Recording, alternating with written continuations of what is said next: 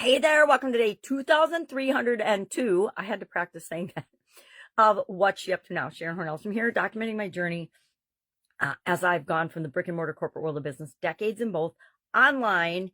Probably coming up on a decade online. I'll have to think about that. Nope, not quite.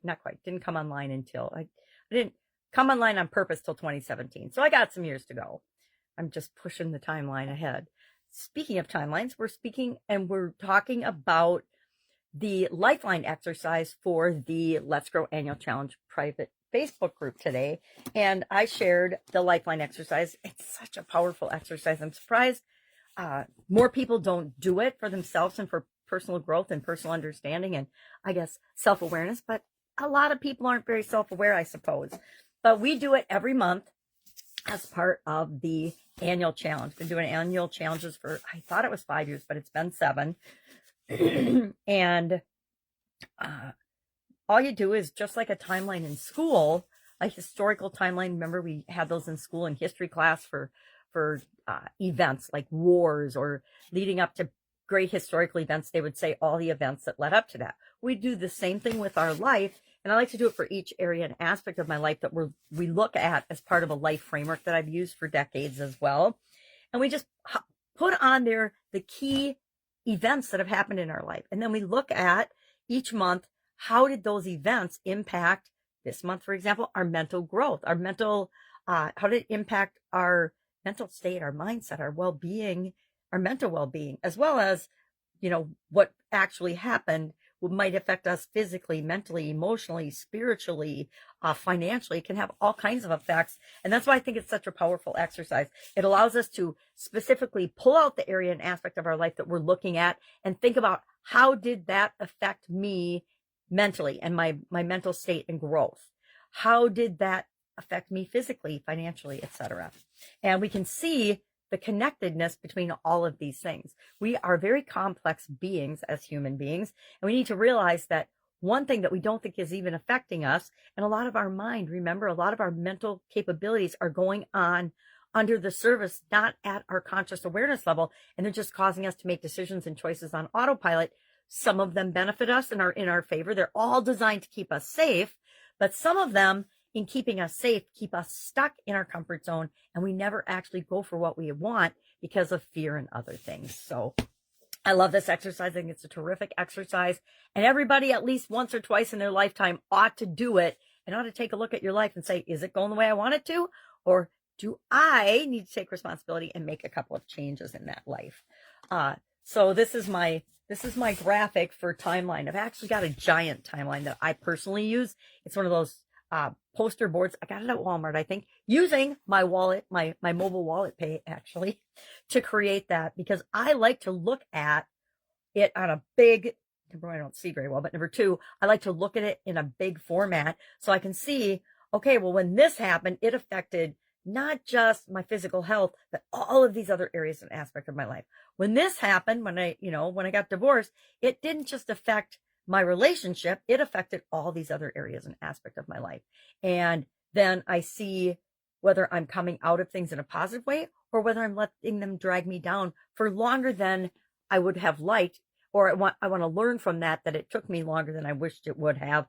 And I want to make different choices and changes going forward in the future. So, Lifeline exercise. For Supersize Your Business, we're actually talking about mobile payments, because it's something I don't think about very much now, but even I have succumbed to the ease and effortlessness of using my cell phone to pay for things. I use it at Starbucks, use it at Walmart. Don't go to either of those very often, but when I do, it's pretty darn convenient to just tap my wallet and pay for things. Since the pandemic, even before the pandemic, I did quite a bit of online purchasing. But since the pandemic, I think I, and probably the vast majority of the population, have experience with online shopping and paying with our credit cards. Well, it's not any different, or it's very similar to using your credit card. You just tap your phone. QR codes can be used to pay. There's mobile tapping, literally systems that communicate with one another so they can tap your wallet and automatically pay that way.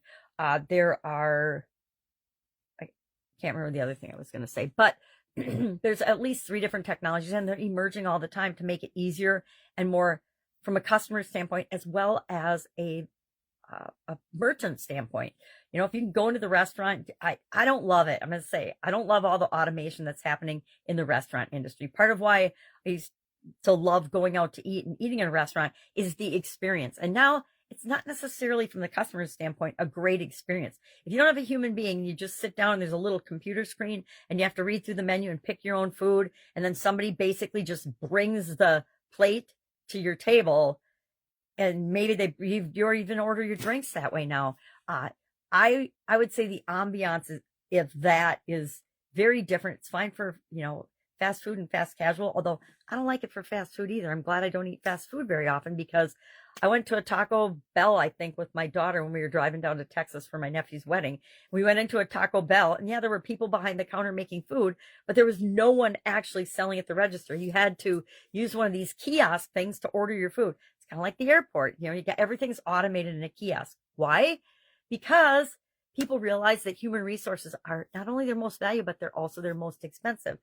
So hopefully they're putting human beings where we got to have human beings, but I see mismatches and mistakes there as well.